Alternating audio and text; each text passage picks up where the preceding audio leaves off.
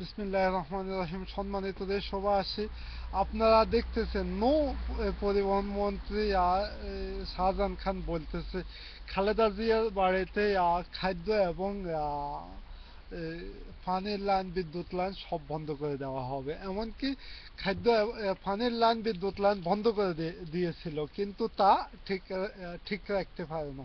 জনগণ একযোগে আওয়ামী বাকশালে যত দালাল আছে সবার বাড়ির পানির লাইন এবং বিদ্যুৎ লাইন এবং টেলিফোন লাইন সংযোগ সব কেটে দিয়েছে। এখন বাংলার বিদ্রোহী জনতার মুখে বাকশালীরা আর টিকতে পারতেছে না। এই কুত্তার বাচ্চা নৌমন্ত্রী, তোর তোর জুতা পিঠা খাওয়ার আর বেশি সময় নাই, মাত্র কয়েকটা ঘন্টা অপেক্ষা কর। তোকে জাতীয় বাঙালি জাতি তাদের জুতা দিয়ে তোদের উপযুক্ত বিচার করতেছে। তোদের মতো দালালরা এখন দেশ নেত্রী বেগম খালেদা জিয়ার কাছে 20 জনকে দেশ থেকে ফালাইবার সুযোগ দাবি করে তাদের বিরুদ্ধে কোনো আদালতে কোনো মামলা আনা যাবে না, এরকম প্রস্তাব দিয়েছ। তোদের ওই প্রস্তাব আমার নেত্রী বেগম খালেদা জিয়া কোনোদিনও মানে নেবে না।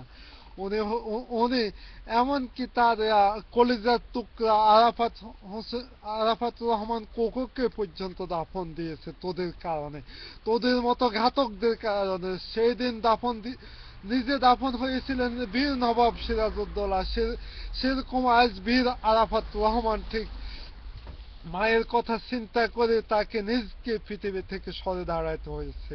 সম্মানিত দেশবাসী, দেশ নেত্রী বেগম খালেদা জিয়া এত ত্যাগ দিয়েছে এই জাতির জন্য। এখন আপনাদের সময়, যেখানে বাকশাল সেখানে জুতা, যেখানে আওয়ামী লীগ সেখানে জুতা।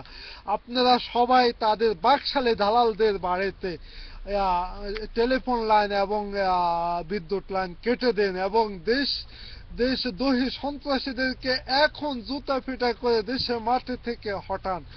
এখন দেখেন পুলিশ বাহিনী আজকে সন্ত্রাসীরা কিভাবে কাটতেছে। সেই দিনকে ছিল বুকুলপুরে স্বাধীনতা গল্পের মতো